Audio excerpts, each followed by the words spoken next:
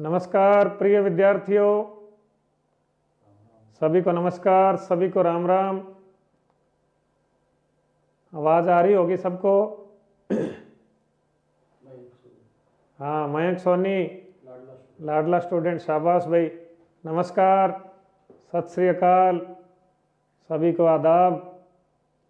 शुरू करें भाई अपना। आज आपको ध्यान होगा, दो टॉपिक हैं, अधिगम और अभिप्रेरणा। तो ध्यान से एक एक टॉपिक को अपने करते हुए चलेंगे और बड़े सोच समझ के ध्यान से उत्तर देना भाई। आपके सामने पहला प्रश्न आ गया है। कोई शिक्षिका अपने विद्यार्थियों को क्या कहे कि उन्हें भीतरी प्रेरणा के साथ, ध्यान देना, भीतरी प्रेरणा के साथ कार्य करने के लिए प्रोत्साहित करे। देखेंगे सभी, कोई शिक्षिका अपने विद्यार्थियों को क्या कहे कि उन्हें भीतरी प्रेरणा के साथ कार्य करने के लिए प्रेरित करे। ऑप्शन देखेंगे। काम जल्दी पूरा करो तो मैं तुम्हें एक टॉफी दूंगी, इसे करने की कोशिश करो तुम सीख जाओगे, चलो इसे उसके करने से पहले कर लो, तुम उसके जैसे क्यों नहीं हो सकते। तो ध्यान से उत्तर दें। कुछ उत्तर आ रहे हैं, बी उत्तर आ रहे हैं कुछ बच्चों के। इसे करने की कोशिश करो तुम सीख जाओगे, शाबाश, नमस्कार। हाँ, बी उत्तर खूब आ रहे हैं भाई। ज्योतिका, मोनू, वीरपाल, खूब बढ़िया उत्तर आ रहे हैं। इसको थोड़ा समझो। आपके सामने जो प्रश्न है, दो तरह की प्रेरणा है, एक आंतरिक प्रेरणा और एक बाह्य प्रेरणा। यहाँ जो प्रश्न है कि आंतरिक प्रेरणा जगानी बच्चे की, और आंतरिक प्रेरणा जगाने के लिए किस तरह के स्रोत हैं, उनको थोड़ा ध्यान से देखो। जैसे बच्चे को आंतरिक प्रेरणा कैसे दोगे आप, तो उसके लिए आप जो है बच्चे को दूसरे से तुलना नहीं करनी किसी भी तरीके से। जैसे हम तुलना करते हैं कि वो ऐसा है, वो ऐसा है, उसने अच्छे नंबर लिए, उसके बढ़िया नंबर आए, ऐसी तुलना नहीं करनी, ये ध्यान रखना। ये किस में आ जाएगी? बाह्य प्रेरणा में। तो बाह्य प्रेरणा की बजाय ज़्यादा महत्वपूर्ण कौन सी प्रेरणा, ये प्रश्न पूछा जाता है, सेंटर टेट का क्वेश्चन है। तो ये बाह्य प्रेरणा की बजाय आंतरिक प्रेरणा जो है उसको अधिक महत्वपूर्ण माना जाता है भाई। अगला क्वेश्चन देखेंगे। अत्यंत निपुणता पूर्ण अधिगम पद्धति जिस पर बांडुरा और वाल्टर्स ने काम किया। बांडुरा और वाल्टर्स की पद्धति बतानी भाई। सभी बच्चे जुड़ जाएं प्रश्न के साथ। नमस्कार, बहुत बढ़िया। हाँ, कुछ बच्चों ने उत्तर देने शुरू कर दिए। देखो, अत्यंत निपुणता पूर्ण अधिगम पद्धति जिस पर बांडुरा और वाल्टर्स ने काम किया। पुरस्कार, निरीक्षण युक्त अधिगम, स्वयं वास्तविकता, या इनमें से कोई नहीं। ध्यान से सोच के उत्तर दो भाई, ध्यान से सोच समझ के। बी उत्तर खूब आ रहे हैं। हाँ भाई, मानसी, राम राम जी, बी उत्तर आ रहा है। अमित बिश्नोई, नीतू, अंकिता, बहुत बढ़िया, बी उत्तर खूब आ रहे हैं। थोड़ा समझ लो प्रश्न को, बांडुरा और वाल्टर्स को। बांडुरा कनाडा के निवासी थे, कनाडा निवासी बांडुरा, और एक इनका सहयोगी था वाल्टर्स।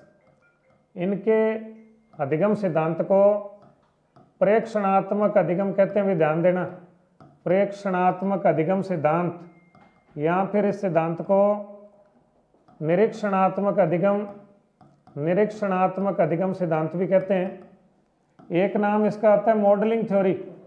बांडुरा की थ्योरी है मॉडलिंग थ्योरी। कई बार पेपर में क्वेश्चन आता होता है कि प्रसिद्ध बोबोडोल प्रयोग, प्रसिद्ध बोबोडोल प्रयोग किसने दिए। तो ये बोबोडोल प्रयोग जो है ये बांडुरा के भी, ध्यान देना। ये क्या चीज़ है कि वे बांडुरा बच्चों को फिल्म दिखाता था, और उसके बाद बच्चों को जो उसने कमरे में प्रवेश करवा के और फिर बच्चों का व्यवहार देखा, तो जिन बच्चों ने फिल्म के अंदर हीरो को फाइट करते देखा था, तो वो बच्चों ने बाहर आके जो है वो फाइट की, दूसरे बच्चों के साथ लड़ाई झगड़े किए।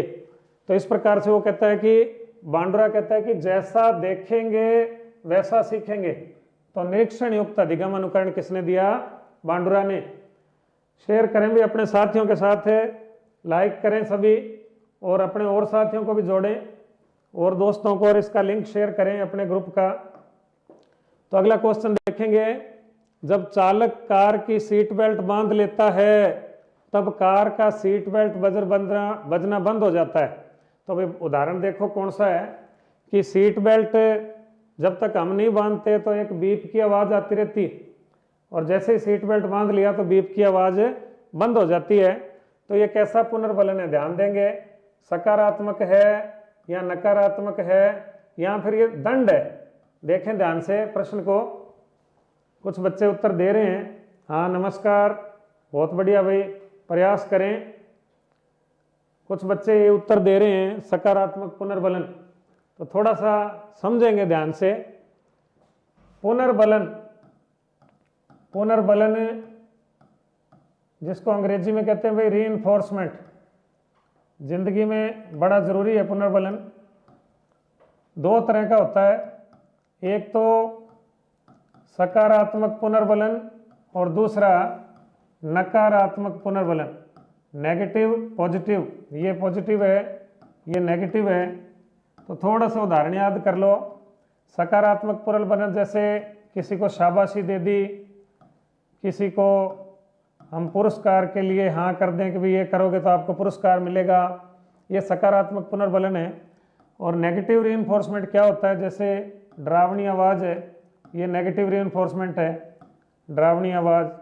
या फिर कोई किसी को हमने धमका दिया, धमकी दे दी, ये भी नेगेटिव पुनर्बलन है। तो आप यहाँ देखो कि जो सीट बेल्ट बांध ली और बज रहा था और फिर बाद में बंद हो गया, तो वो बजर एक तरह से हमें एक चेतावनी का संकेत दे रहा है कि अगर नहीं बांधोगे तो एक्सीडेंट हो सकता है। तो ध्यान देंगे, इसका उत्तर ए नहीं है भाई, इसका उत्तर बी है। तो कुछ भी, एक भी बच्चे का उत्तर सही नहीं आया। अब आया भाई अनवर खान, वेरी गुड। और बाकी सभी बच्चे गलत दे रहे हैं भाई। दिव्यांशी वेरी गुड, बी उत्तर आया, बी उत्तर कुछ बच्चे दे रहे हैं। ध्यान से करें भाई सारे प्रश्नों को। और अगला प्रश्न देखें। अगला प्रश्न है भाषा कौशल। अब ये भी क्या है, अधिगम से संबंध में ही है कि भाषा कौशलों के संदर्भ में कौन सा कथन उचित है। बड़ा ध्यान से देखें, अभी भाषा की क्लास हुई है थोड़ी देर पहले। बच्चे केवल सुनना, बोलना, पढ़ना लिखना कौशल क्रम से सीखते हैं, या भाषा के चारों कौशल अंतः संबंधित हैं, या फिर भाषा कौशलों के विकास में अभ्यास की अपेक्षा भाषिक नियमों का ज्ञान जरूरी है, या विद्यालय में केवल पढ़ना लिखना पर ही बल देना चाहिए। ध्यान से उत्तर दें। हाँ दिख जाएंगे भाई, थोड़े दिन की बात है। सर जी भूतकद बन गया। सही बात है भैया, भूत बन के पढ़ लो थे। पढ़ने वाले बच्चे और जोड़ो साथियों को। आज थोड़ा रेस्पॉन्स कम दे रहे हो भाई, थोड़ा रेस्पॉन्स बढ़ाओ। ये तुम्हारे साथी बड़े भाई सब इधर से सिलेक्ट होके निकले हैं सारे, तो तुम भी उनके अंदर शामिल हो जाओ। भाषा कौशलों का क्या उत्तर आ रहा है भाई? कुछ बच्चे बी दे रहे हैं, बिल्कुल सही उत्तर है बी। पूनम सारस्वत, हितार्थ, नवप्रीत, गुरजीत, बहुत बढ़िया भाई। अगर आपको लाभ हो रहा है तो लाइक करो भाई, और चैनल को सब्सक्राइब कराओ औरों को। भाषा के 4 कौशल हैं, सुनना, बोलना, पढ़ना और लिखना। सुनना, बोलना, पढ़ना, लिखना। शॉर्ट में कर लो भाई, सुबोपली, सुबोपली। Listening, speaking, reading and writing, LSRW। थोड़ा सा समझ लीजिए, इसमें 2 तो ग्राह्य कौशल हैं, 2 तो ग्राह्य कौशल हैं और 2 अभिव्यक्ति कौशल हैं। ग्राह्य कौशल और अभिव्यक्ति कौशल अलग अलग पूछ लेते थे कई बारी। ग्राह्य का मतलब ग्रहण करना, तो हम कैसे ग्रहण करते हैं, या तो सुनकर और या फिर पढ़कर। और हम बोलते हैं तो वो अभिव्यक्ति है, तो बोलना अभिव्यक्ति है और लिखना अभिव्यक्ति है। तो याद कर लो, कुल 4 कौशल हैं। सुनना और पढ़ना तो ग्राह्य कौशल है, और अभिव्यक्ति कौशल है बोलना और लिखना। तो भाषा के चारों कौशल परस्पर अंतः संबंधित हैं, ध्यान रखना इस बात को। अगला क्वेश्चन देखिए, अधिगम के प्रक्रम में अभिप्रेरणा, इंपॉर्टेंट क्वेश्चन है। अधिगम के प्रक्रम में अभिप्रेरणा क्या है भाई? सीखने वालों की स्मृति को तेज बनाती है, पुराने अधिगम से नए अधिगम का विभेदन करती है, या फिर एक दिशीय रूप से सोचने के लिए तैयार करती है, या नए सीखने वालों में रुचि जगाती है? ध्यान से उत्तर देंगे। हाँ बी उत्तर आ रहा है कुछ, पुराने अधिगम से नहीं, गलत है भाई, बी उत्तर गलत है। प्रश्न को साथ लिख के बता दो, थोड़ा सा पीछे चल रही है स्क्रीन। हाँ कुछ बच्चे डी दे रहे हैं, डी बिल्कुल सही है भाई, शाबाश। रीत, तारा, सिमी, सबका डी, शाबाश, बहुत बढ़िया भाई। थोड़ी सी बात ध्यान रखो, अभिप्रेरणा, अभिप्रेरणा के बारे में थोड़ा सा याद कर लो। अभिप्रेरणा को art of learning, art of learning, heart of learning, base of learning, इन सब नामों से जाना जाता है भाई। अभिप्रेरणा अधिगम का हृदय है। सीवी गुड की परिभाषा आती होती है ना कि कोई काम को प्रारंभ करे वो भी अभिप्रेरणा, उसे जारी रखे वो भी अभिप्रेरणा, और उसे आगे बढ़ाए वो भी अभिप्रेरणा, विस्तार दे वो भी अभिप्रेरणा। तो कुछ प्रेरित हो जाए भाई, मोटिवेट हो जाएं सभी बच्चे। सबसे बड़ी बात है, जब तक हम किसी चीज़ के लिए तैयार नहीं है, मोटिवेट नहीं है, तब तक उसको करने का आनंद नहीं आता। तो अधिगम के प्रकरण में अभिप्रेरणा क्या है? अभिप्रेरणा नए सीखने वाले में क्या पैदा करती है? रुचि पैदा करती है।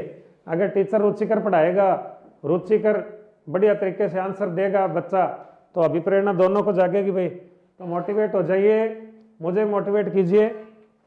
अगला क्वेश्चन देखेंगे, अधिगम में उपयोग और अनुपयोग के नियम को और क्या कहा जाता है? ये गलत नहीं होना चाहिए किसी का। ये रिश्ता क्या कहलाता है? शाबाश। अगला प्रश्न बताओ तो रमेश, और बच्चे बताएं। गुड इवनिंग विद्या, बहुत बढ़िया। कविता, जुड़े हैं और बच्चे भी साथ में। अगले प्रश्न का उत्तर दें, अधिगम में उपयोग और अनुपयोग के नियम को और क्या कहते हैं? तो कुछ बच्चों के ए उत्तर आ रहे हैं, बिल्कुल बेसिक क्वेश्चन है। हाँ शाबाश शाबाश, बहुत बढ़िया। फटाफट निकल जाते कमेंट, तो दिखाई नहीं देते कई बार। ए उत्तर काफी आ रहे, क्या बात है। बेसिक क्वेश्चन है ये तो। थॉर्नडाइक याद कर लो, थॉर्नडाइक ने अधिगम के 3 मुख्य नियम दिए। थॉर्नडाइक ने अधिगम के 3 मुख्य नियम कौन कौन से दिए? सबसे पहले तत्परता का नियम, तत्परता या तैयारी का नियम। आप सीखने के लिए कितने तत्पर हो? अब जो बच्चे जुड़े हुए हैं उतने तत्पर हैं, तो तत्परता बड़ी महत्वपूर्ण होती है। तत्परता या तैयारी। आप घोड़े को तालाब तक ले जा सकते हो, पर पानी पीने को बाध्य नहीं कर सकते। तत्परता बहुत जरूरी है। दूसरा नियम देखिए, अभ्यास का नियम, और ये इसी को कहते हैं भाई उपयोग अनुपयोग का नियम। अभ्यास में 2 बात होती हैं, उपयोग और अनुपयोग। आपने पढ़ लिया, समझ लिया, अगर उसका उपयोग जारी रखा तो नहीं भूलेंगे, अनुपयोग छोड़ दिया तो फिर भूल जाएंगे। तो उपयोग अनुपयोग के नियम को क्या कहते हैं? अभ्यास का नियम। तो अधिगम में उपयोग और अनुपयोग के नियम का अन्य नाम है अभ्यास का नियम। और बच्चों को भी कहें और जुड़े भाई, सारे साथी ध्यान से करें। वेरी गुड, अभ्यास का नियम सही है, बी उत्तर सही है, बिल्कुल बहुत बढ़िया, शाबाश। तत्परता का, अभ्यास का परिणाम क्या लिखा है? कुछ समझ नहीं आई। कुछ चीज़ें देखते हैं हम, आपके कमेंट है तो उनको बाद में डाउट क्लासों में सही करा देंगे। अगला क्वेश्चन देखें, यदि एक क्रिया की आवृत्ति दूसरी क्रिया या कार्य से अधिक है, तो पहली क्रिया का उपयोग दूसरी क्रिया जिसकी आवृत्ति कम है के लिए पुनर्बलन के रूप में किया जाता है। ये बताएं तो भाई, इस प्रश्न का उत्तर दें। देवी हंटर, खूब सारे तीर चला दिए सर जी। अगर उसके हाँ धक्का कौन नहीं कहा, छी छी करें, भैंस पानी कौन पीवे। हाँ शाबाश। कुछ बच्चे बी उत्तर दे रहे हैं अगले प्रश्न का। साइको की क्लास आप लगवाओ सर, साइको की भी लगाएंगे, अभी क्लास भी लगाएंगे। और आप अभी जैसे चल रहा है उसको चलने दो। तिवाड़ी सर की भी कल हिस्ट्री की क्लास है, ज़रूर लगाएं सारे। और कल आपने परसों देखा ही था, खूब मेहनत करके आपके लिए जो मतलब मैटर तैयार करवाया, एक एक चीज़ जोड़ के पढ़ाई आपको सारी बढ़िया तरीके से हिंट के साथ। तो क्लासें मिस मत किया करो। ये जो अभ्यास है ये सिर्फ क्लास नहीं है, ये क्लास और अभ्यास दोनों है। ये सी उत्तर आ रहा है भाई, देखो ध्यान से, सबका गलत है ये, सी बी सबके गलत हैं। ये एक नया प्रश्न है, क्लास में नहीं किया होगा। प्री मेक का सिद्धांत है ये, बाकी सारे तो अधिगम के सिद्धांत हैं और ये प्री मेक का अभिप्रेरणा का सिद्धांत है। ये सुन लो थोड़ा सा, इसको समझ लो, प्री मेक के सिद्धांत को, अच्छा सिद्धांत है ये। इसमें सिर्फ इतनी बात बताई है कि अगर आपको एक क्षेत्र में सफलता मिल गई, एक क्षेत्र में सफलता मिल गई, या यूं समझ लो कि भाई एक नौकरी मिल गई अपने को, तो दूसरे क्षेत्र में निश्चित बात है भी उसका लाभ मिलता है। दूसरे क्षेत्र में लाभ मिलता है, जैसे मान लो आप अब 3rd ग्रेड टीचर लगोगे, उसके बाद जब आप 2nd ग्रेड या 1st ग्रेड की तैयारी करोगे ना, तो ये जो 3rd ग्रेड का मोटिवेशन है ये आपको लाभ देगा। 3rd ग्रेड का पुनर्बलन जो है ये आपको लाभ देगा, ये बहुत ही जरूरी है। तो ये बहुत अच्छा प्रश्न है, वो करे कौन नहीं कदे, ये नया सिद्धांत है, फेमस नहीं है, ये प्री मेक का सिद्धांत है। तो ये याद कर लो, कुछ टेस्ट सीरीज का यही तो लाभ है अपने को, कुछ नई चीज़ें मिलेंगी अपने को, कुछ नए प्रश्न मिलेंगे, उनका बहुत फायदा होगा। सिलेबस में तो है ही, अभिप्रेरणा का सिद्धांत है, सिलेबस से बाहर थोड़ी होता है, कराया नहीं होगा ना, इसलिए लग रहा है। आगे देखें, कक्षा 1 का विद्यार्थी, कक्षा 1 का विद्यार्थी एक शिक्षक से मार खाने के बाद सारे शिक्षकों से डरने लग गया। 1 का स्टूडेंट है, मार खाने के बाद सारे दूसरे टीचरों से भी डरने लग गया।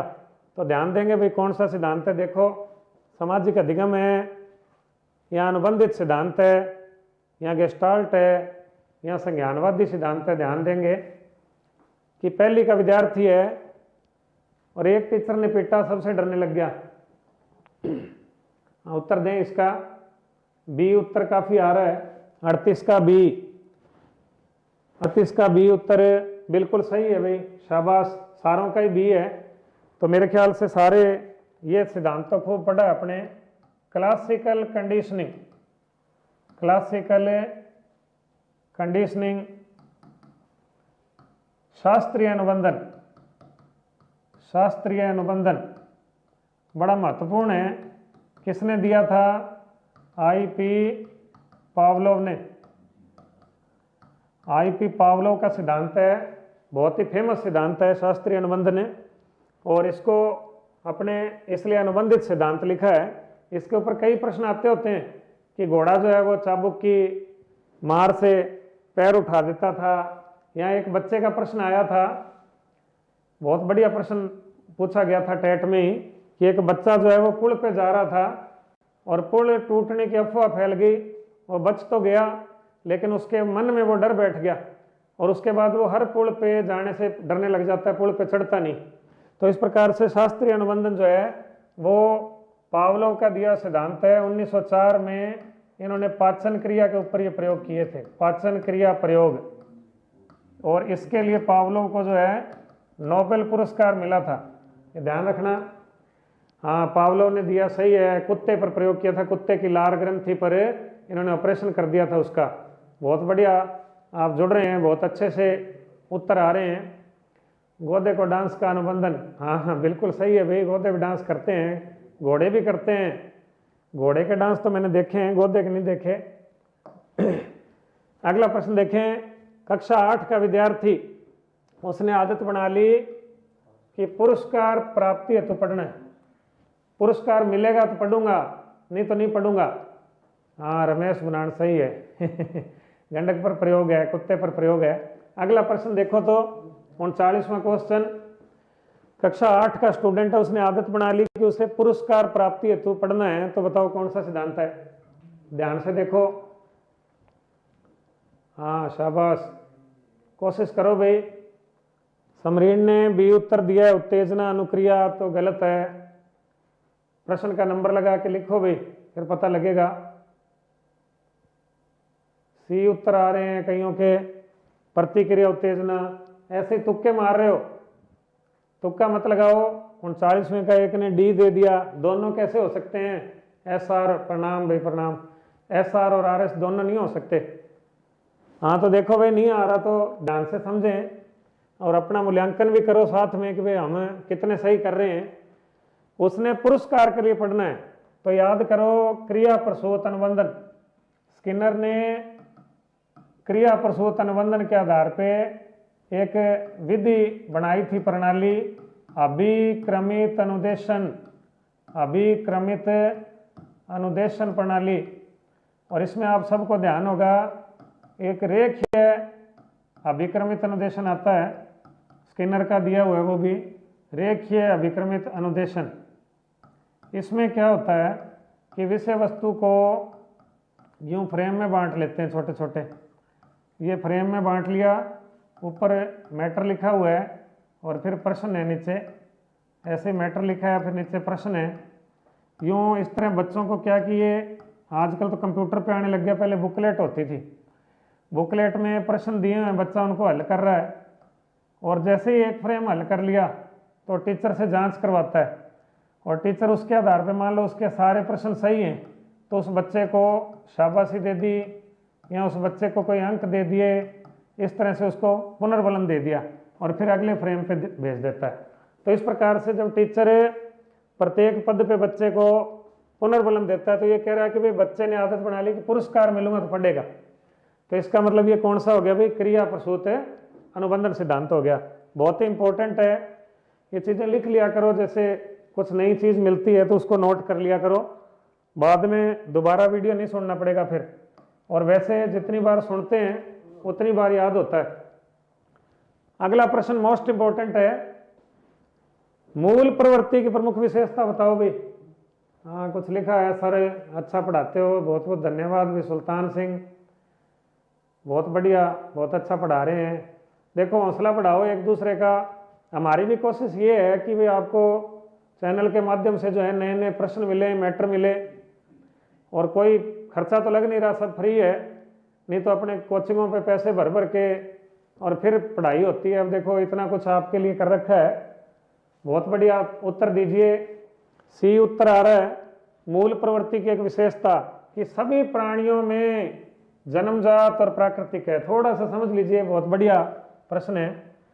एक मिनट में इसको मार्कर को सेट कर लूं, मोटा है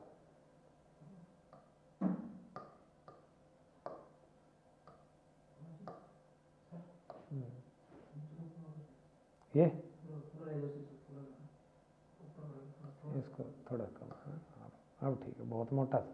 हाँ थोड़ा सा, हाँ सी उत्तर तो दे दिया, इसको थोड़ा सा समझ लीजिए। मूल प्रवृत्ति, मूल प्रवृत्ति सिद्धांत पूछ ले तो भाई, मूल प्रवृत्ति सिद्धांत के जनक विलियम मैकडूगल। मूल प्रवृत्ति सिद्धांत कौन किसने दिए, विलियम मैकडूगल ने। और मूल प्रवृत्ति को अंग्रेजी में क्या कहते हैं, ओर्मिक। और ओर्मिक शब्द जो है वो ग्रीक भाषा के ओरम से बना है, ग्रीक भाषा के ओरम से बना है, और जिसका मतलब होता है मन है ऊर्जा, मन के भीतर की ऊर्जा। मूल प्रवृत्ति क्या है, मन के भीतर की एक एनर्जी है, और वो एनर्जी जो है वो किसके माध्यम से बाहर प्रकट होती है, संवेगों के माध्यम से। और संवेग को अंग्रेजी में क्या कहते हैं, इमोशन, जो कि लैटिन भाषा के, ध्यान देना मूल प्रवृत्ति तो ग्रीक भाषा से और संवेग लैटिन भाषा के इमोवियर से बना है, और इसका मतलब होता है प्रकट होना या फिर उत्तेजित होना। तो याद कर लो एक लाइन में कि मूल प्रवृत्ति के प्रकट रूप को या मूल प्रवृत्ति के उत्तेजित रूप को क्या कहते हैं, संवेग कहते हैं। और मूल प्रवृत्तियां सभी प्राणियों में होती हैं, लेकिन एक बात और याद करो कि किसी में कम होती हैं तो किसी में ज़्यादा होती हैं। जैसे मान लीजिए क्रोध है, क्रोध, तो क्रोध का जो संवेग है ये शेर में तो अधिक होता है और हिरण में बहुत कम होता है। तो इसका मतलब मूल प्रवृत्तियां किसी में कम किसी में ज़्यादा। सुपर डुपर, बहुत बढ़िया भाई, उत्तेजित, एक्साइटेड होकर पढ़ो खूब, बहुत बढ़िया, मज़ा आ रहा है। हाँ तो अच्छे से, कई एक वो किताब है मार्केट में जिसमें उल्टा लिख रखा है कि संवेग पहले होते हैं मूल प्रवृत्ति बाद में। ये ध्यान रखना, पहले मूल प्रवृत्ति होती है फिर संवेग होता है, इस बात को। बहुत बढ़िया सतनाम जी, अच्छे से, हम तो बीकानेर से पढ़ते थे, बहुत अच्छी, थकान भी नहीं होती थी। अब थोड़ा सा ये नेचुरल तो नेचुरल ही होता है ना, क्लास एक रेगुलर और एक ऑफलाइन ऑनलाइन में फ़र्क होता है, लेकिन कोशिश करो अपने बहुत बढ़िया तरीके से, यहाँ भी उतना ही बढ़िया करेंगे, 1 मिनट भी आपको ऐसा नहीं लगेगा। हाँ थाला लकीड़ो बेली कट है, बस सब इन्हें भी नहीं है। आपसे स्टडी की बहुत बढ़िया भाई, अच्छा लगता है जब आप, ये आग किसने भेज दी, प्रेम जी, हाँ बहुत बढ़िया। और साथियों को भी कहो जुड़ें अपने ऐप से, अपने चैनल से। हाँ बहुत बहुत अच्छे से कर रहे हो। अगला प्रश्न भी देखो, थोड़ा ध्यान करो। अभी प्रेरणा चक्र आ गया, अभी मोस्ट इंपॉर्टेंट प्रश्न है, ये कर दो। देखें, हाँ हास्य कवि। हास्य कवि के अंदर है संवेग है, तो हास्य का संवेग है, हास्य का संवेग है। उसमें मूल प्रवृत्तियां 14 है। एक वो कई बार क्या कि कुछ बच्चे, एक मूल प्रवृत्ति लिखी होती है हास की, हास की मूल प्रवृत्ति। तो ये हास जो है ना, ये हास परिहास आपने सुना होगा। तो जिसमें हास की मूल प्रवृत्ति होगी ना, उसके अंदर दूसरों का मनोरंजन करने संबंधी जो संवेग है ना, उसकी मात्रा ज़्यादा होगी। तो ये भी किसने दी है, ये भी मैकडूगल की है मूल प्रवृत्ति। तो अपना क्वेश्चन देखो तो थोड़ा ध्यान करके, अभिप्रेरणा चक्र के संबंध में इनमें से कौन सा सही है।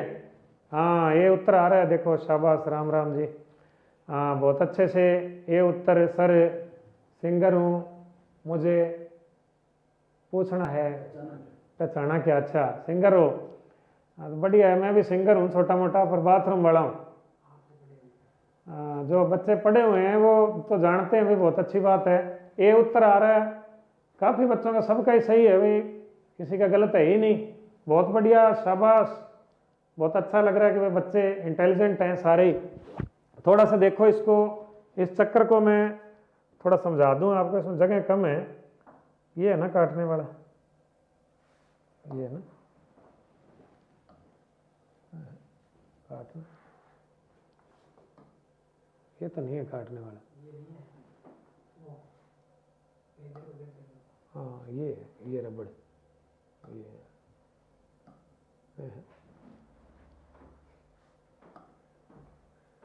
ये नहीं है।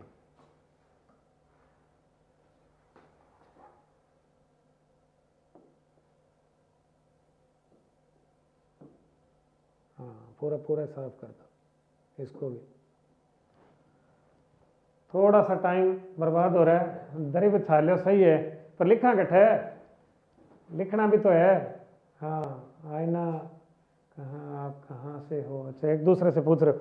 हाँ देखें भाई थोड़ा सा, सबसे पहले आवश्यकता, थोड़ा ध्यान से देखें। एक चीज़ है नीड, आवश्यकता। जैसे अब अपने हैं सारे, अब आप लोगों को आवश्यकता है नौकरी लगने की, तो आवश्यकता होएगी ना, तो अंदर से क्या जागेगी, प्रेरणा, अंदर से मोटिवेशन आएगा कि भाई हमने काम करना है।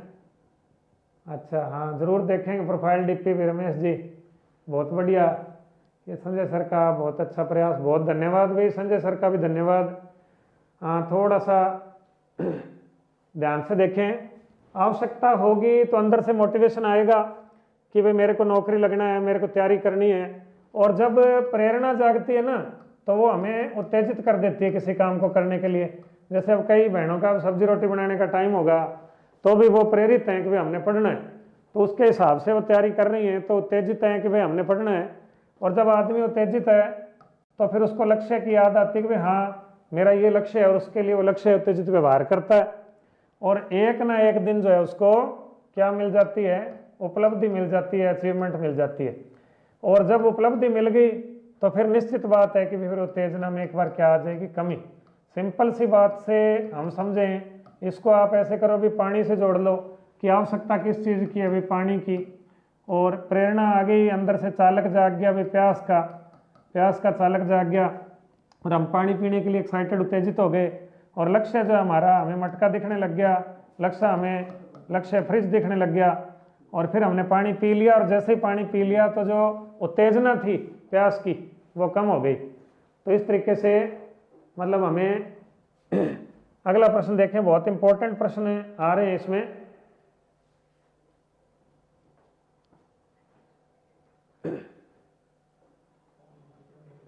अच्छा सही सही चल रहा है क्या? हाँ फास्ट पढ़ाएं थोड़ा।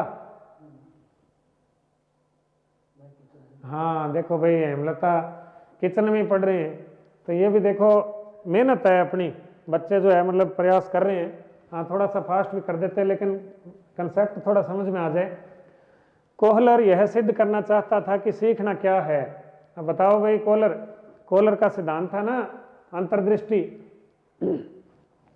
कोहलर कहता है कि ऐसी स्थिति जिसमें व्यक्ति पशु से श्रेष्ठ है, ध्यान दो, या फिर स्वायत्त यादृच्छिक क्रिया है, या संज्ञान है, या फिर परिस्थिति के विभिन्न अंगों का प्रत्यक्षीकरण है। ध्यान से देखें भाई, सही है, चलने दो, हाँ ठीक है। इसका उत्तर दो। 42वें का सी उत्तर आ रहा है, संज्ञानात्मक कार्य। हाँ बहुत बढ़िया, सी उत्तर, शाबाश विनोद जी, लक्की ने ये दे दिया भाई, सी उत्तर है। थोड़ा सा समझ लो संज्ञानात्मक कार्य कैसे। एक तो याद रखो कि जो अंतर्दृष्टि या सूझ, जिसे अपने आम भाषा में कह देते हैं थर्ड आई, थर्ड आई सभी की होती है। जैसे अपने भगवानों के देखते हो, गणेश जी की तीसरी आंख होती है, शिव जी की तीसरी आंख होती है, थर्ड आई सबकी होती है। तो कोहलर ये सिद्ध करना चाहता था कि सीखना जो है वो क्या है, एक संज्ञानात्मक कार्य है।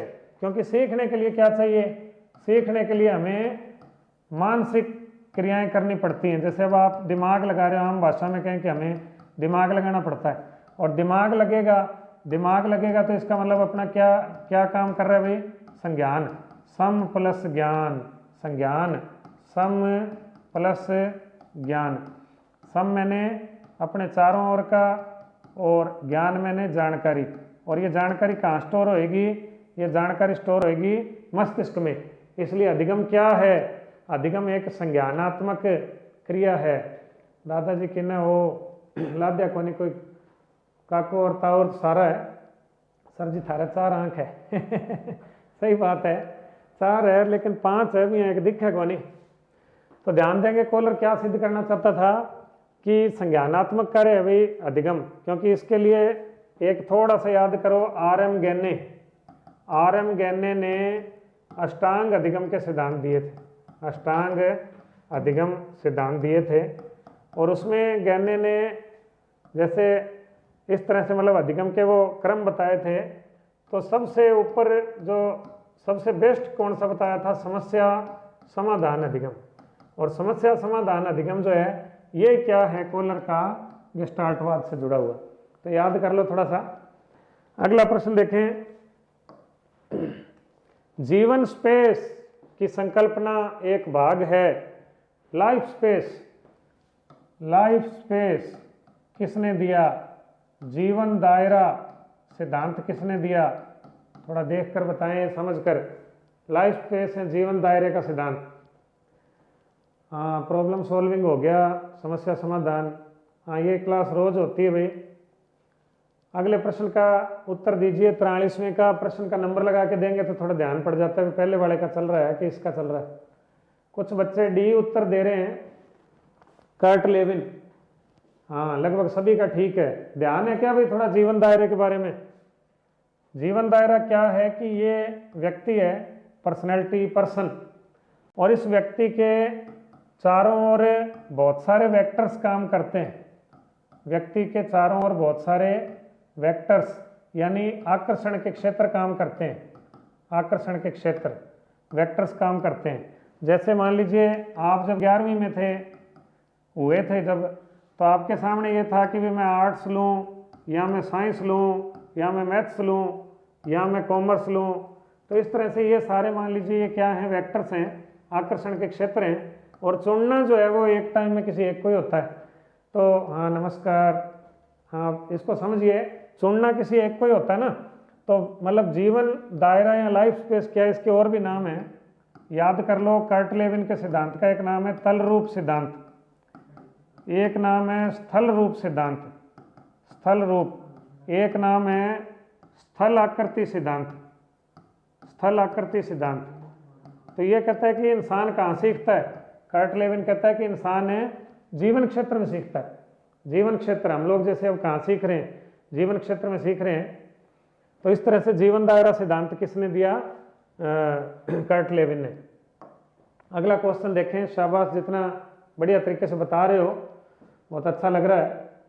हाँ तरल ठोस, ये जो सिद्धांत है ना, ये तरल अनुभव का ज़्यादा प्रयोग करता है, ये ध्यान रखना। अगला प्रश्न 44वां, देखें भी अपने मोबाइल में। प्राथमिक आवश्यकताएं इंपॉर्टेंट है भाई, प्राथमिक आवश्यकताएं। हाँ रमेश मुनान, तो आपस में चैट मत करो, पढ़ाई पे ध्यान दो।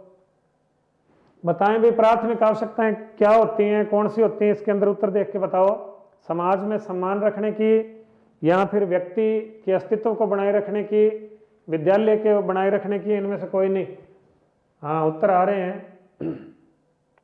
हाँ ये टेस्ट सीरीज ही है, बस यूँ समझ लो कि इसके अंदर टेस्ट के साथ साथ एक्सप्लेनेशन दिए जा रहे हैं।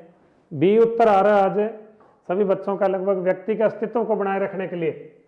तो थोड़ा सा समझें। अब्राहम मास्लो ने एक सिद्धांत दिया था, आवश्यकता अनुक्रम सिद्धांत या आवश्यकता पदानुक्रम सिद्धांत। इसमें इन्होंने कुल 5 आवश्यकताएं बताई थी, 1, 2, 3, 4 और 5। इनमें से जो पहली, दूसरी और तीसरी है, पहली, दूसरी और तीसरी, इन आवश्यकताओं को उन्होंने प्राथमिक या फिर स्वाभाविक आवश्यकताएं कहा था, प्राथमिक आवश्यकताएं कहा था। और चौथी, 5वीं आवश्यकता को उन्होंने स्वाभाविक आवश्यकता कहा था। देखो ध्यान से, जैसे शारीरिक आवश्यकता है भूख प्यास, ये प्राथमिक आवश्यकता है। इसी तरह सुरक्षा की आवश्यकता, ये भी प्राथमिक है। और स्नेह की आवश्यकता भी प्राथमिक ये आवश्यकता है। लेकिन स्वाभाविक आवश्यकताएं कौन सी हैं? जैसे आप नौकरी लगना चाहते हो, उपलब्धि, या आप स्वयं सिद्धि प्राप्त करना चाहते हो, स्वयं सिद्धि, तो ये स्वाभाविक आवश्यकता है। बस 2 बातें याद रखो कि जब वो आवश्यकताएं जिनसे हम सिर्फ जीने के लिए संघर्ष कर रहे हैं, वो तो कौन सी हैं? वो तो हैं प्राथमिक आवश्यकताएं। और जिन आवश्यकताओं को कहाँ जरूरत पड़ती है कि हम कुछ बनना चाहते हैं, कुछ करना चाहते हैं, हाँ तो रोटी कपड़ा और मकान है, ये प्राथमिक आवश्यकता है। और बाकी सारी क्या है भाई, जो जैसे नौकरी लगना, आगे बढ़ना, तरक्की करना, मैं ये हो जाऊं, मैं वो हो जाऊं, तो वो सारी स्वाभाविक आवश्यकताएं हैं। अगला प्रश्न देखें। हाँ सही है बिल्कुल भाई, रोटी कपड़ा और मकान। विकासात्मक कार्य प्रत्यय किसने दिया? इंपॉर्टेंट क्वेश्चन है, ये भी हो सकता है कम बच्चों का पढ़ा होगा। सर जी फर्स्ट लेवल के लिए, हाँ यही फर्स्ट लेवल में भी साइको यही है, सेकंड लेवल में भी यही है। हाँ ऑनलाइन क्लास कहाँ से मिलेगी?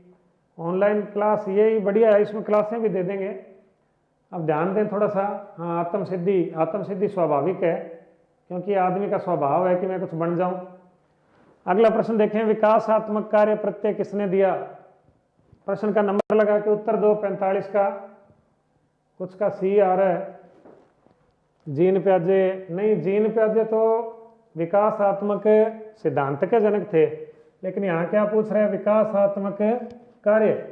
विकासात्मक सिद्धांत नहीं पूछ रहा, विकासात्मक कार्य पूछ रहा। भी थोड़ा सा ध्यान से देखो, विकासात्मक कार्य प्रत्यय कम ध्यान होगा, लगभग बच्चों के गलत आ रहे हैं। एक ने बी उत्तर दिया, तमन्ना ने, ब उत्तर 1-2 बच्चों के आ रहे हैं। तो ये भाई हैविगर्स्ट का सिद्धांत है, थोड़ा सा ध्यान से देखना। विकासात्मक कार्य हैविगर्स्ट का सिद्धांत है, और इसने कुल 6 चरणों में इंसान की जिंदगी को बांट दिया। भाई इंसान की जो जिंदगी है उसे कितने चरणों में बांट दिया? 6 चरणों में बांट दिया।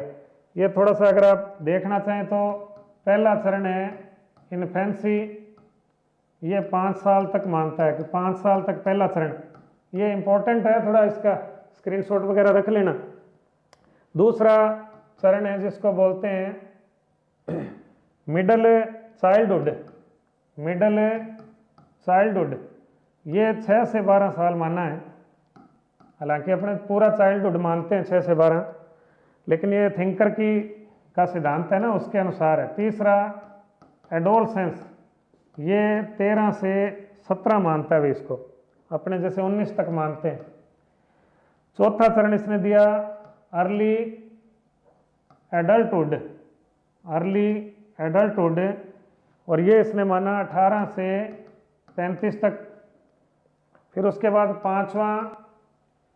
पांचवा इसने बताया मिडल एज, ये 36 से लेके और 60 तक, और फिर लास्ट में अंतिम जो एज बताई वो हो गई भाई लेटर मैच्योरिटी। लेटर मैच्योरिटी ये 60 से मृत्यु तक, 60 से मृत्यु तक। तो एक बार ध्यान से इस सिद्धांत को देख लें। शक्ल देख के क्या करोगे ममता, पढ़ाई कर लो। कई बार मजबूरियां होती हैं शक्ल की, सर साइड में और यो स्क्रीन सही है, आगे कोनियाओं में जमाई। हाँ, थोड़ा सा पोस्टमार्टम कर दिया इसका, आपके काम का है, इसका स्क्रीनशॉट ले लो। बहुत बढ़िया सिद्धांत है। विकासात्मक कार्य पूछे तो ही बताना है, विकासात्मक कार्य है विगर्स्ट का, और सीधे पूछ ले विकासात्मक सिद्धांत तो फिर जीन प्याजे सही है। नाम याद कर लो, 6 चरण बताए इसने जिंदगी के, infancy, middle childhood, adolescence, early adulthood, middle age और लेटर मैच्योरिटी। आगे चलते हैं भाई। प्रेरकों का वर्गीकरण अनेक विद्वानों ने किया, मेस्लो द्वारा किया गया वर्गीकरण सही ढंग से किस विकल्प में दिया भाई, बताओ तो। प्रेरकों का वर्गीकरण, अगला प्रश्न। हाँ, क्या लिखा है भाई, समझते हैं सर हमें। बहुत बढ़िया, ये तो आपका सहयोग है आपस में कि एक दूसरे को समझ लें, सहयोग करें तो आपको लाभ ही लाभ है। लाइक करें भाई, कुछ लाइक भी कम आ रहे हैं और आज लाइव भी कम आ रहे हैं, पता नहीं क्रिसमस डे मना रहे हैं सारे। नाइस क्लास सर, बहुत बढ़िया भाई भारती।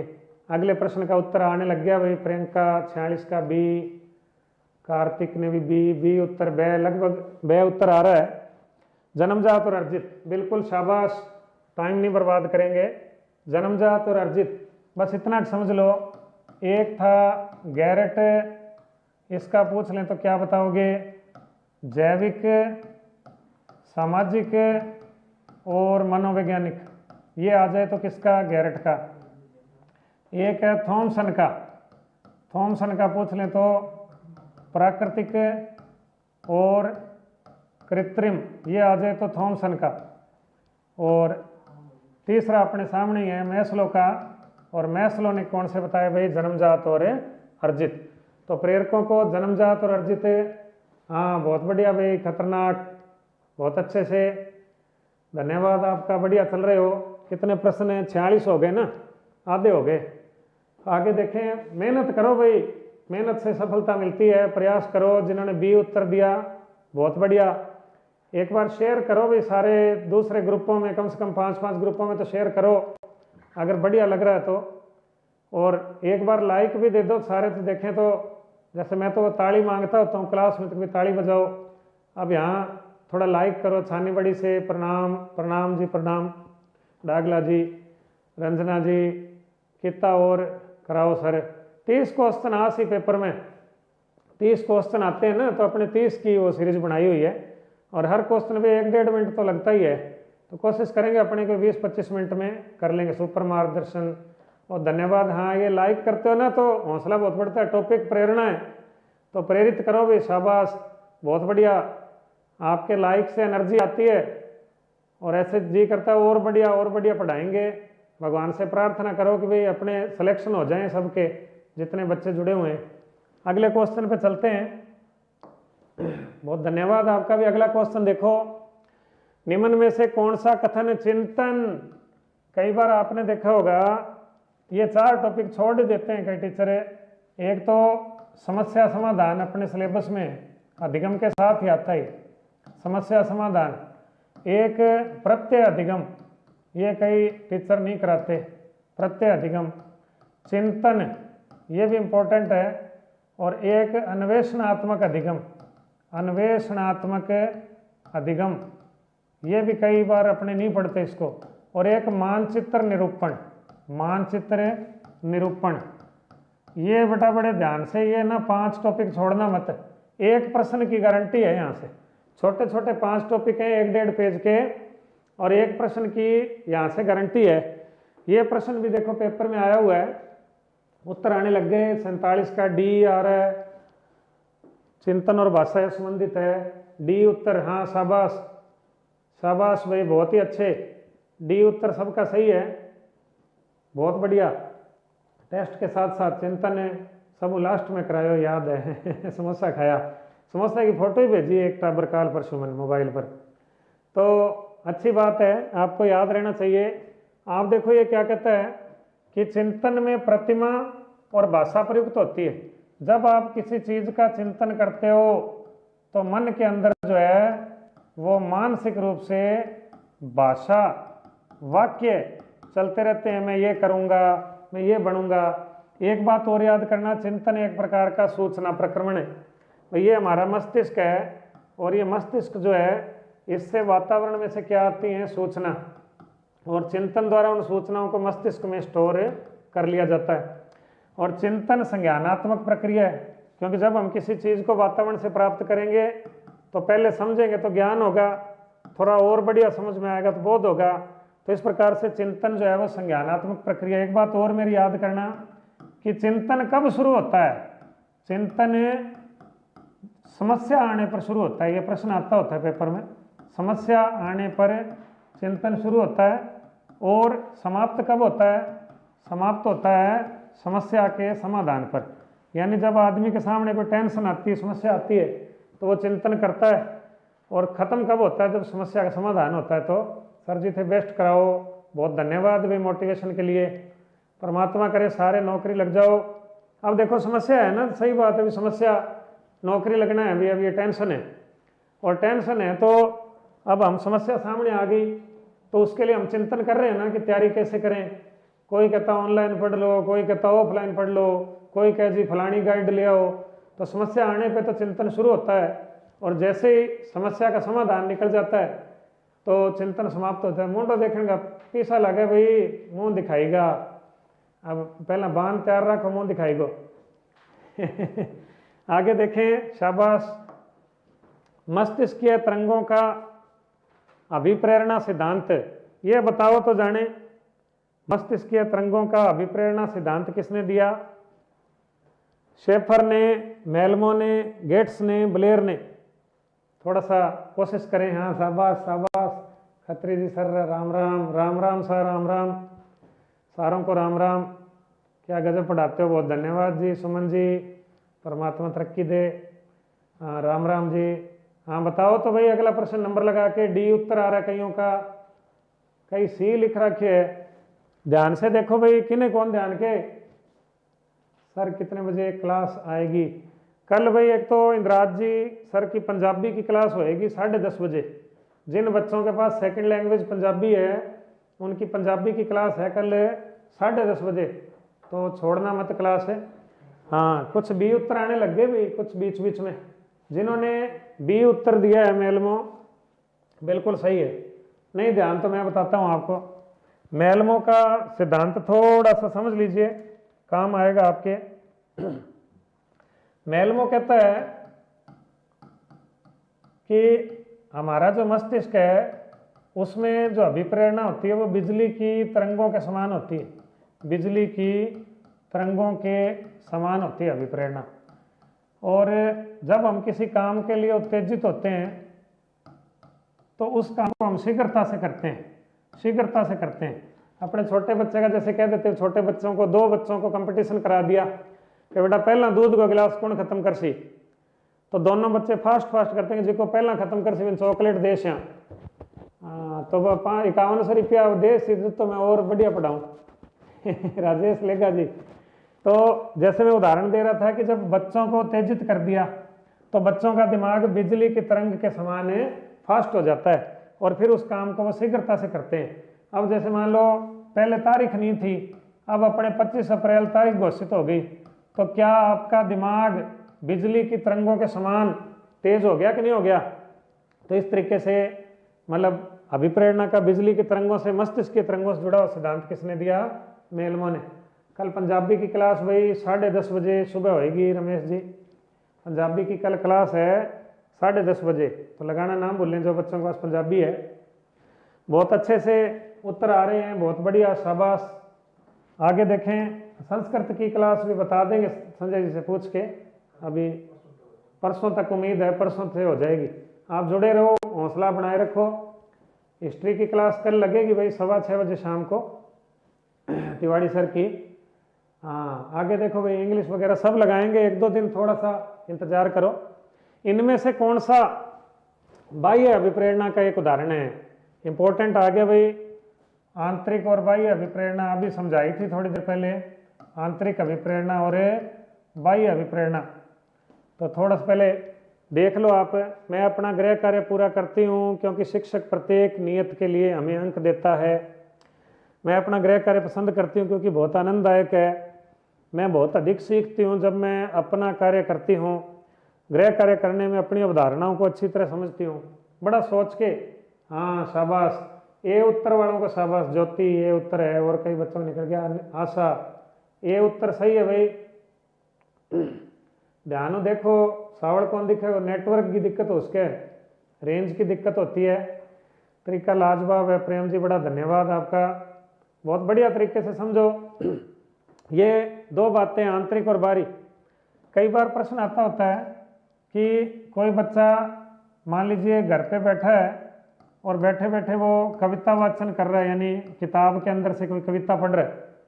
तो किताब में से कविता पढ़ रहा है तो अपनी मर्जी से पढ़ रहा है, तो उसको हम आंतरिक अभिप्रेरणा में जोड़ते हैं। कई बार ऐसे प्रश्न आता है कि कोई बच्चा दौड़ में भाग ले रहा है, दौड़ में भाग लेना। अब अपने को आइडिया लग जाएगा ना कि दौड़ में भाग ले रहा है, तो दौड़ में वो दूसरों के साथ कंपटीशन कर रहा है। तो दूसरों के साथ जब वो कंपटीशन कर रहा है तो इसका मतलब बाह्य अभिप्रेरणा है ये।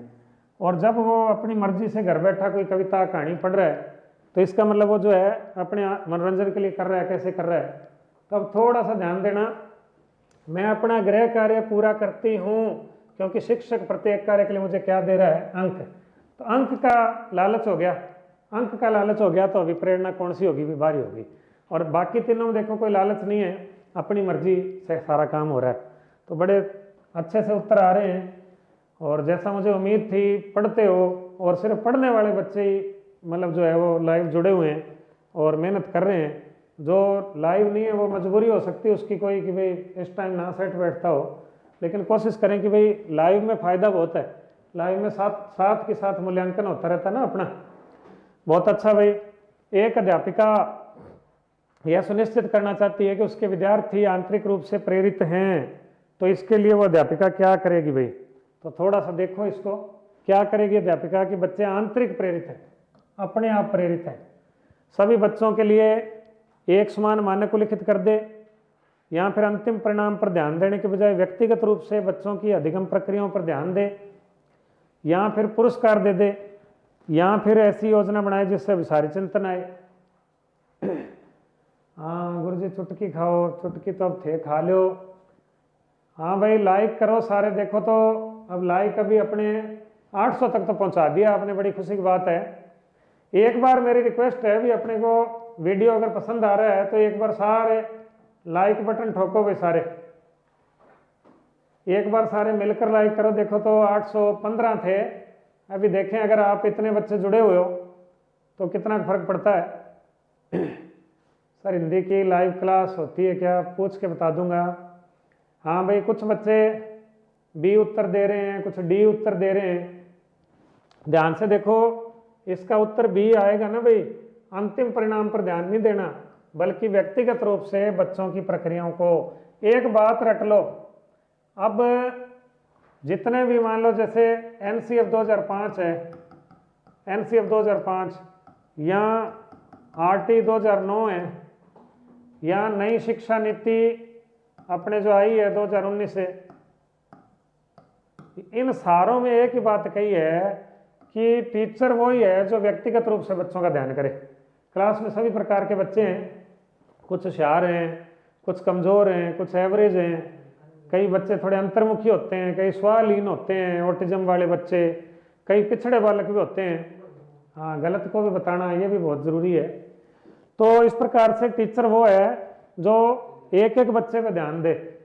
अब जैसे आपकी कॉमन क्लास चलती है तो कोशिश तो ये रहती है कि आपके जो आंसर आते हैं उनको हम देखते हैं कि किस बच्चे ने गलत दिया, किसने सही दिया। बाद में आराम से घर पे बैठ के भी देखते हैं। ए उत्तर आ रहा है तो ये गलत है, एक जैसे मानक नहीं हो सकते सबके लिए। बी उत्तर आएगा भी इसका। अंतिम परिणाम पर ध्यान देने की बजाय बच्चों की अधिगम प्रक्रियाओं पर ध्यान दें। तो अगला क्वेश्चन देखें, निम्न में से कौन सा मस्तिष्कीय क्षेत्र व्याकरण और भाषा उत्पादन का कार्य करता है। मोस्ट इंपॉर्टेंट क्वेश्चन, नया क्वेश्चन है। हाँ देखो भी देखो, शाबाश, गलत हो गयो, कोई बात नहीं। वो कहते हैं ना कि छुप छुप अश्रु बहाने वालों, मोती व्यर्थ लुटाने वालों, कुछ सपनों के मर जाने से जीवन नहीं मरा करता है। तो एक आधा प्रश्न गलत हो जाए तो कोई टेंशन नहीं है, कोशिश करनी है अपने को ज़्यादा से ज़्यादा सही करने की। अगला क्वेश्चन देखें, आपका हौसला बढ़ेगा। रैंक भी बता दो, आज तक तो रैंक आई कौन की, आज तो अध 40 साल है। हाँ कोशिश करें भाई। निम्न में से कौन सा मस्तिष्क के क्षेत्र व्याकरण, भाषा और उत्पादन का कार्य करता है? ब्रोका क्षेत्र, फ्रंटल खंड, पश्च मस्तिष्क खंड या फिर ओसिपिटल खंड? मेरे ख्याल से कम पड़ा हुआ होगा प्रश्न और इम्पोर्टेंट है थोड़ा सा। कुछ बच्चे सी उत्तर दे रहे हैं, सारस्वत सर जी। हाँ बस क्लास थोड़ी देर और चलेगी, 6-7 क्वेश्चन और हैं, इन्हें निपटा देते हैं। देखो थोड़ा सा अच्छा क्वेश्चन है, टेंशन मत लो। ये होता है भी ब्रोका क्षेत्र, इसको समझ लो थोड़ा सा। इंपॉर्टेंट बातें जो होती हैं बड़ी महत्वपूर्ण। ब्रोका क्षेत्र क्या होता है कि जो अपना ललाट है ना, ललाट के बाईं ओर होता है, ललाट के बाईं ओर। अंग्रेजी में कई बार आपने सुना होगा बायां हेमोस्फीयर, बायां हेमोस्फीयर, ये ललाट के बाईं ओर होता है और ये भाषा के लिए उत्तरदायी है। इसमें होता क्या है कि अगर इसमें कोई चोट लग जाए या कोई खराबी आ जाए तो उससे क्या होगा, आदमी को समझ तो आएगी, भाषा समझ तो जाएगा, लेकिन बोलने में दिक्कत हो जाएगी, शब्दों को बोलने में दिक्कत हो जाएगी उसको। वो कहना तो चाहता है लेकिन कह नहीं पाएगा, उससे शब्द नहीं निकलेंगे। तो ये होता है भाई ब्रोका क्षेत्र। तो याद कर लो ब्रोका क्षेत्र कहाँ होता है, ललाट के बाईं ओर। और इसको बायां हेमोस्फीयर आपने कई बार सुना होगा। हाँ सही है जी, आंता ही लाइक कर दियो, बहुत बढ़िया। सर जी मेरा नेम ले लो प्लीज़। परमेश्वर जी, परमेश्वर जी सारस्वत ले दिया जी आपका नाम, बहुत बढ़िया, कोशिश कर रहे हो। तो ये थोड़ा सा और समझा दूँ, ललाट माथा मान लो, माथो, माथा के लेफ्ट साइड में, तो थोड़ा सा समझा दूँ। एक होता है उत्तर, तो इसका ब्रोका क्षेत्र है। एक होता है फ्रंटल खंड, इसको भी देख लो, ये सिंपल है। फ्रंटल खंड क्या है, इसमें सूचनाएं आती हैं, सूचनाएं सबसे पहले इसी में आती हैं। सूचनाएं सबसे पहले किस में आती हैं, फ्रंटल खंड में आती हैं। एक है पश्च मस्तिष्क के खंड, ये क्या होता है, इसमें सूचनाएं स्टोर होती हैं। जैसे अपने जो नॉलेज जैसे आज पढ़ रहे हो, क्लास लगा रहे हो, तो ये सारा नॉलेज आएगा कहाँ पे, फ्रंटल में, और स्टोर कहाँ पे हो जाएगा, पश्च मस्तिष्क के खंड में। पीछे बच गया ओसिपिटल खंड, तो ये आंखों के पीछे होता है, आंखों के पीछे का हिस्सा होता है ये। और कई बार आपने जैसे ज़्यादा पढ़ लेते हो तो आंखों में दर्द होने लग गया, या मोबाइल ज़्यादा चला लिया तो आंखों में दर्द हो गया, तो ये जो ओसिपिटल खंड में होने के कारण ऐसी दिक्कत आती है ज़्यादा यूज करने से इसको। हाँ माथा ललाट। गुड इवनिंग जी सोलंकी जी। हाँ आपका भी नाम ले देंगे, सुशील जी, बहुत बढ़िया, कोशिश कर रहे हो। ये प्रश्न काफ़ी इम्पोर्टेंट था। अगला प्रश्न देखें, अपने दुश्मन को जान से मारने के लिए भाड़े के व्यक्ति का उपयोग करना निम्न में से किसका उदाहरण है? सोच के बताना भाई, प्रश्न का नंबर लगा के उत्तर देना। एसएसटी की क्लास कल है पूजा जी। युद्ध के मैदान में तिनकों के तीरों से काम नहीं चलता, सही है, कई दूसरे की पीठ पीछे चला देते हैं ना, उनका क्या करें। गुड इवनिंग जी भव्या जी। अगला प्रश्न मोस्ट इंपॉर्टेंट प्रश्न है, थोड़ा सा ध्यान से सोच समझ के उत्तर दो। अनवर खान जी ने भी उत्तर दे दिया। अनवर खान जी मेहनत कर रहे हो भी, बहुत बढ़िया। सुमन जी बहुत बढ़िया जो मेहनत कर रहे हैं। गीता जी थोड़ा सा ध्यान देंगे। ज्योति जी ने भी सही उत्तर दिया है। गुड इवनिंग जी वीरपाल जी। जसवंत बहुत अच्छा बच्चों, बहुत बढ़िया लगता है। थोड़ा सा देखें इसको, अपने दुश्मन को जान से मारने के लिए भाड़े के व्यक्ति का उपयोग करना, तो ये क्या है, दैहिक सक्रिय अप्रत्यक्ष आक्रामकता बी उत्तर है। थोड़ा समझ लो। पहला है जैसे कि अगर आप खुद दैहिक रूप से सक्रिय हो, दैहिक रूप से सक्रिय हो, और प्रत्यक्ष, तो इसका उदाहरण जैसे कि आप प्रत्यक्ष मारपीट कर लोगे किसी के साथ, स्वयं मारपीट कर लोगे। और इसमें क्या है कि आप दैहिक तो सक्रिय हो लेकिन अप्रत्यक्ष आक्रामकता दिखाओगे, यानी किसी अन्य से काम करवाओगे। आपको गुस्सा तो है लेकिन आप किसी अन्य से काम करवा लोगे ये कि भाई तू उसको पीटा, मैं तेरे को पैसे दे दूंगा। तीसरा दैहिक निष्क्रिय और प्रत्यक्ष। दैहिक रूप से निष्क्रिय है लेकिन साथ में क्या है कि भाई प्रत्यक्ष है, तो ये थोड़ा सा देखना। जैसे मान लो गाली गलौज वगैरह इसमें आ जाएगा, गाली गलौज वगैरह इसमें आ जाएगा।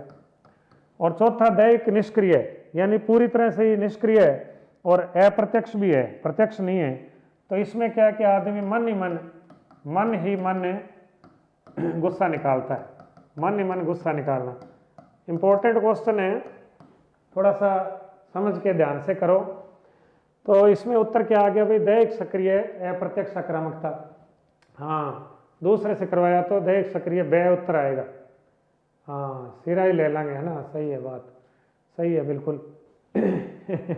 आगे देखें, समझ नहीं आया। देखो इसमें क्या चीज़ है कि भाई कोई व्यक्ति दैहिक सक्रिय है और खुद प्रत्यक्ष उस काम को कर रहा है, तो इसका मतलब जैसे मैंने कभी मारपीट खुद ही कर दी, किसी से झगड़ा हो गया तो दैहिक सक्रिय। जबरदस्त है जी ये प्रश्न अब तक का, बिल्कुल सही है रमेश जी, इंपॉर्टेंट है। अब ये क्या है कि जैसे मान लो कोई मेरे जैसा है, गुस्सा तो बहुत है लेकिन खुद में लड़ाई करने का मान लो नहीं है हिम्मत, तो वो किसी और से करवा रहा है, ये चीज़ है। हाँ, मुंबई नहीं जाना, नौकरी लगना है अपने राजस्थान में रह के। अगला प्रश्न देखें, लेव वाइगोत्स्की के अनुसार अधिगम अनुबंधित है या सामाजिक है या व्यक्तिगत है या निष्क्रिय है? तो थोड़ा सोच समझ के उत्तर दें। लेव वाइगोत्स्की सभी जानते हैं इनके बारे में, इनके सिद्धांत का नाम था सामाजिक सांस्कृतिक सिद्धांत। एक नाम इनका सामाजिक अंतःक्रिया का सिद्धांत है, एक नाम इनका जोन ऑफ प्रोक्सिमो डाइसेटल थ्योरी, ZPD थ्योरी इसकी बोलते हैं, ZPD थ्योरी। और एक ये आपको ध्यान होगा, लेव वाइगोत्स्की सामाजिक निर्मितवाद के जनक भी थे, सामाजिक निर्मितवाद के जनक थे। ये चार बातें याद कर लो। लेव वाइगोत्स्की, हाँ भी उत्तर आने लग गया, बिल्कुल सही है कि लेव वाइगोत्स्की के अनुसार अधिगम क्या है, एक सामाजिक गतिविधि है, बिल्कुल सही है। लेव वाइगोत्स्की नाम आ जाए तो बस इतना याद कर लो कि वो सामाजिकता से सीखना बताता था कि बच्चे कैसे सीखते हैं, सामाजिक रूप से सीखते हैं। बहुत बढ़िया, शाबाश अशोक जी, काफ़ी लगभग सभी बच्चों का उत्तर सही आ रहा है, बिल्कुल सही है।